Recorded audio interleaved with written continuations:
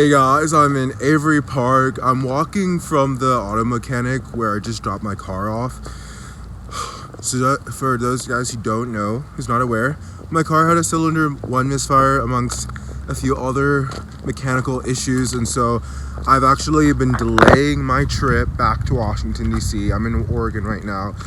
I've delayed it so I can get everything fixed because, guys, it would be so horrible to continue on my journey and then try finding some random shop that would be able to fit me in at some random time. Fortunately, I was able to get into this auto shop and they are going to have everything fixed hopefully by the end of today. They ordered the parts ahead of time, so we're good. We're doing well. What I'm gonna do today, well, I have a lot of things to do today. Not a lot of things, but priorities. I'm gonna see my mom and then see a friend, my friend Layla, that I haven't seen in a literal year. I'm so excited. In one of my previous videos where I was talking about this date with a guy, I know you should not date gay guys. I caved into it. And yesterday I sent him a message like in the afternoon. I was just like, hey, you know, actually my availability is open this evening if you happen to be free.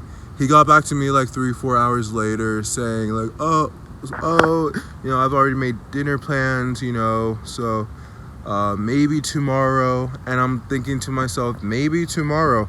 I'm the one who said maybe tomorrow. Why are you saying maybe tomorrow? So it just confirmed to me that like, for whatever reason, this guy wanted to pull out of a date with me, which is fine. I wouldn't say it's the first time that's happened, but yeah, it's a little upsetting because like, why the fuck have I been talking to you these past few months? Like, why did you waste my time? Why did you waste my time? But anyway, yeah. See you in the next clip. Guys, have some bad news and ignore this rain, sun, shadows in my face. I just got my keys back, and but before I came back and got my keys, I got a phone call. I was like, oh my gosh, this is lovely. I'm getting a phone call from them. They're telling me to come pick it up because it's all fixed and ready, and I'll be good to go to head out on Thursday. There's a caveat to that. Let's take a look. So we've had the valve cover removed for inspection, found cams and rockers failing, recommendations, engine replacement. This is a problem. Do you know why? Because an engine replacement sounds expensive because it is expensive. She said 9 to 10K to replace an engine. Now, the guy who was working in the car, he got sick, so he left work early, so he wasn't actually the one to tell me what's up. So he's going to call me tomorrow, and hopefully I can get a better idea of how bad the condition of the engine is. But I definitely do think I'm a bit delusional if I think that the engine would be able to last as long as I would need it to get me not only back to Washington DC, which would be over 3,000 miles, but to get me back again to Oregon in March, because I was planning on dropping this car off here because my mom, funny enough, is the same mom I'm not talking to at the moment.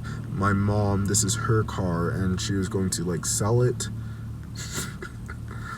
or get rid of it. Anyway, I just knew I needed the car to be back here in March. But now there's a whole threw a wrench in that. So guys, I'm not too panicky because I know I'll be able to get there. I love this car, and this is not a final diagnosis on it, but you know, like, I was already mentally preparing like parting ways with this car. The only thing is, like, if I do have to say goodbye to this car, I want to like clean up the weed that I've spilled throughout it before my mom sees it, maybe. I don't know. She's gonna kind of like have an anxiety attack, I imagine, because she lives in Paris, and she just always has like bad anxiety. So like she's gonna be freaking out. I'm gonna try not to enjoy. I was kidding. That was me. That was me. But if you guys knew, you'd be laughing along with me. That's for sure. So yeah, it's different. It's almost like Oregon wants me to stay here. I might be flying back to Washington D.C. Sure, maybe. That'd be hard because I couldn't be in all the weed, all drugs. So, or I could drive my actual car. My actual car is a 2013 Chevrolet Malibu. We love it. It's efficient. I haven't been in it for like almost a year. I miss it so much. But the thing is, it's a commuter car. Like, it's not a van. So I would need to stay in hotels. 100% would need to stay in hotels. So, but I was kind of already doing that when I came here because it was so fucking cold. But it's kind of it is a bummer though, because if it means I can't drive this anymore, then my fantasy of driving through Canada in March on my way back here. So I don't know. And I'm already paying for a parking spot in Virginia. I would save a lot of money though. So it's there's a lot to consider, a lot to think about, but I don't know if I will, because this is America. I don't know if I want to find myself without a car on the East Coast. Or maybe I should be fine with finding myself without a car on the East Coast. Ah! Oh well. Anyway, guys, that's where the video ends. I'll leave it here. Make sure you subscribe and press the bell notification because, guys, I post new videos every single day. Guys, I love you. Have a good one. All right. Bye. Peace.